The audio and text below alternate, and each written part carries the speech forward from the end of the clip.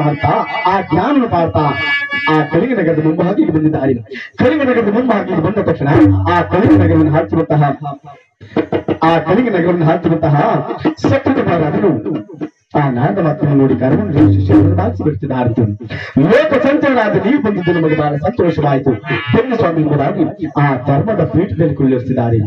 ಧರ್ಮದ ಪೀಠದಲ್ಲಿ ಕುಳ್ಳಿರಿಸಿ ಕೇಳುತ್ತಿದ್ದಾರೆ ನಾರದ ಮಾತರೇ, ಲೋಕ ಸಂಚಲನಾದ ನಿಮಗೆ ಎಲ್ಲವೂ ಸಾಗುತ್ತಿದೆ. ಯಾವ ಯಾವ ಲೋಕದಲ್ಲಿ ದಾನ ಧರ್ಮಗಳು ಭಕ್ತಿಯ ಪೂಜೆಗಳು ತಾಯಿ ತಂದೆಗಳನ್ನು ಉಪಚರಿಸುತ್ತಿರುವರು ಆ ವಿಚಾರವನ್ನು ಮನವಾಚ ತಿಳಿಸುವುದಾಗಿ ಹೇಳುತ್ತಿದ್ದಾರೆ. ನಾರದ ಮಾತು ಹೇಳುತ್ತಿದ್ದಾರೆ, ಅಯ್ಯ ಸತ್ಕೃತ ಮಹಾರಾಜ, ಯಾವಾಗಲೂ ದಾನ ಧರ್ಮಗಳ ಭಕ್ತಿಯ ಪೂಜೆಯನ್ನು ಮಾತ್ರ ನೀವು ಕೇಳುತ್ತಿರುವೆ. ಆದರೆ ಈ ದಿನ ನಾನು ನಿನ್ನ ಆಸ್ಥಾನಕ್ಕೆ ಬಂದಿರುವ ವಿಚಾರವೇನೆಂದರೆ, ದೇವಲೋಕದಲ್ಲಿ ಮಯಂಗನಾಥಾನದಲ್ಲಿ 333 ದೇವಾನು ದೇವತೆಗಳ ಎದುರಲ್ಲಿ ನಿನ್ನ ಕುರುಗುರುವಾಗಿರುವಂತಹ ವಸಿಷ್ಠರಿಗೂ ದೈವನಾಗಿರುವಂತಹ ಭಗವಂತನ ಶನಿದೇವರಿಗೂ ವಾದ ಪಂಥಗಳು ನಡೆದು ಭಗವಂತನಾಗಿರುವಂತಹ ಶನಿದೇವರು ನಿಮ್ಮ ರಾಶಿ ಮೇಲೆ ಪ್ರವೇಶವನ್ನು ಮಾಡಿ 7 ವರ್ಷಗಳ ಕಾಲ ಕಣ್ಣೀರಿನಲ್ಲಿ ಕೈ ತೋರಿಸುತ್ತೇನೆ ಎಂಬುದಾಗಿ ಶಪಥ ಮಾಡಿ ಹೊರಟು ಹೋಗಿದ್ದಾರೆ.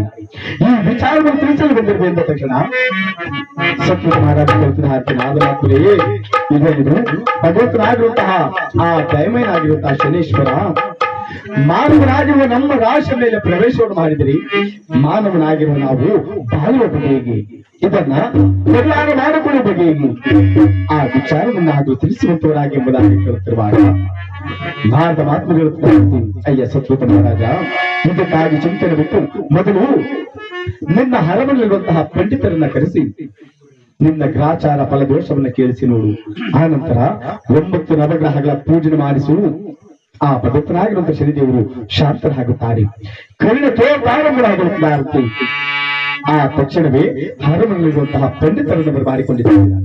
ಆ ಸಾಲುಗಟ್ಟಿ ನಿಂತು ಕೇಳುತ್ತಿದ್ದಾರೆ, ಸತ್ವತ ಮಹಾರಾಜ, ನಮ್ಮನ್ನು ಕರೆಸಿದ ಬಗೆ ಏನು, ನಮ್ಮನ್ನು ಕರೆಸಿದ ವಿಚಾರವೇನಯ್ಯ, ಆ ವಿಚಾರವನ್ನು ಆದರೂ ತಿಳಿಸುವಂತವರಾಗಿ ಎಂಬುದಾಗಿ ಕೇಳುತ್ತಿರುವಾಗ ಆ ಸತ್ವತ ಮಹಾರಾಜರು ಪಂಡಿತರಿಗೆ ಹೇಳ್ತಿದ್ದಾರೆ, ಪರಮಾತ್ಮ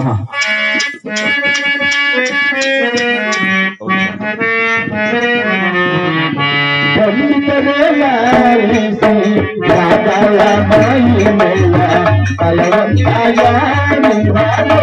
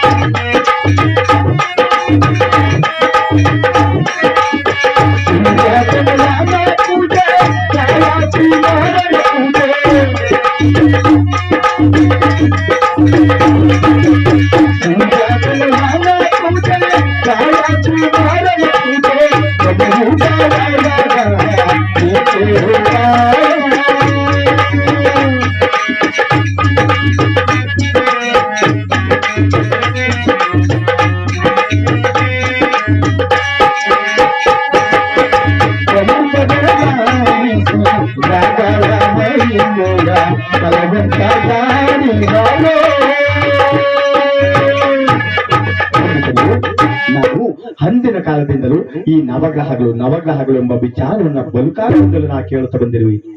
ಆದರೆ ಈ ನವಗ್ರಹಗಳಲ್ಲಿ ಬಲವಂತರು ಯಾರು ಅಬಲವಂತರು ಯಾರು ಎಂಬ ವಿಚಾರವನ್ನು ನಾವು ಇಲ್ಲಿವರೆಗೂ ತಿಳಿದಿಲ್ಲವಲ್ಲ.